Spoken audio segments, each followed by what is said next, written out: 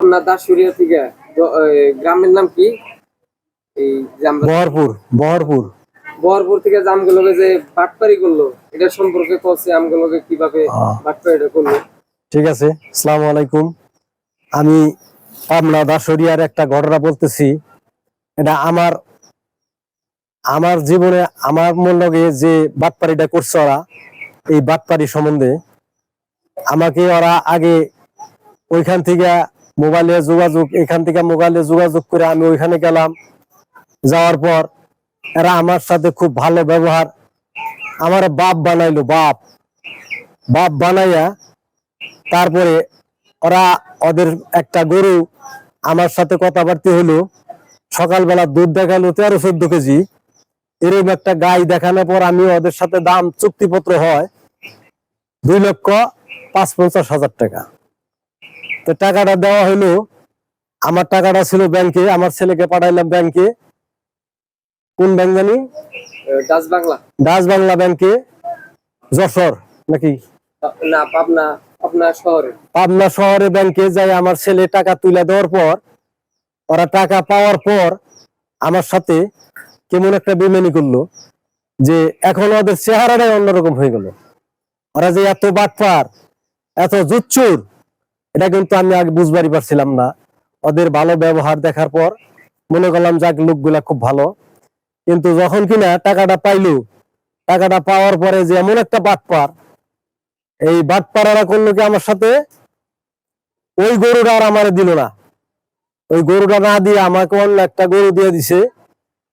সেই গরুর দাম মাত্র 1,20,25,000 টাকা হবে। সেই গরু আমাকে 2 লক্ষ, বাছুর সহ ওই তো 1,50,000-এর উপরে যাবেন আর কি।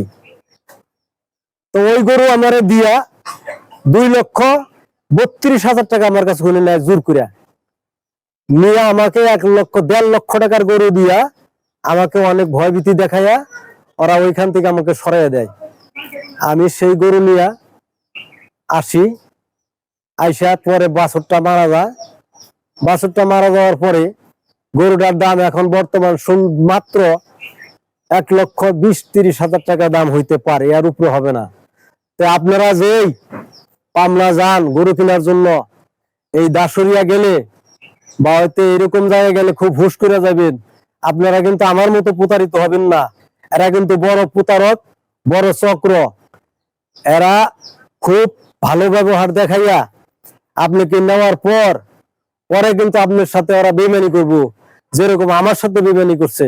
এই জন্য আমি বলি দর্শক ভাইদেরকে যে আপনারা কোনো সময় এদের এই মিষ্টি কথায় বা এদের এই ছলছত্রিক কথায় কিন্তু কোনো সময় ভুলেন না। ভুলে গেলে কিন্তু আমার মতো মার খাইবেন টাকা পয়সা।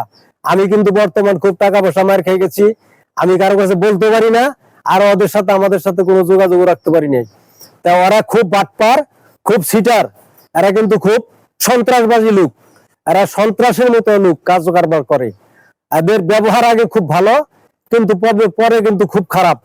কিন্তু এই জন্য আমি বলি আপনারা যারাই কিন্তু গরু কিনবার যাবেন, কিন্তু ওদের সাথে ওদের ওখানে না যাওয়া আপনারা আপনাদের এলাকায় থেকে গরু কিনেন। ওদের ওই মিষ্টি কথা কিন্তু আপনারা ভুলেন না। আর কি বলবো, যে আমার মতো ওদের সাথে ধরা আর খায়েন না। ওরা খুব খারাপ লোক, ওরা কিন্তু লোক ভালো না। ওরা একটা সংগঠন, ওদের জায়গায় জায়গায় সংগঠন আছে, এই সংগঠন গুলো খুব খারাপ।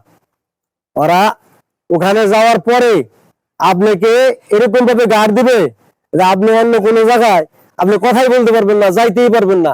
ওরা সবসময় পিছনে লাগা থাকে, আপনাকে অন্য কোনো জায়গায় যাওয়ার সুযোগই দিবে না। যেভাবেই হোক আপনাকে ওরা ওই ওদের ফান্দে ফালাবেই। এই জন্য বলি আপনারা ওদের ফান্দে বা ওদের ভিডিও দেখা, ওদের ওই মিষ্টি কথা শুনে আমার মতো আপনারা কিন্তু ঘায়েল হইেন না, আমার মতো কিন্তু আপনারা ক্ষতিগ্রস্ত হইেন না। এই জন্য আমি দর্শকদের বলতেছি, ভাই আপনারা সবাই সতর্ক হন। এদের এই মিষ্টি কথায় বা হয়তো এই জায়গায় যাই আপনারা কেউ প্রতারিত হইেন না, সবাই সতর্ক হন। আমার মতো আপনারা কেউ প্রতারিত হইয়া ধরা বা টাকা পয়সা মার খেয়েন না। এই পর্যন্তই ভিডিও থাক। আসসালামু আলাইকুম।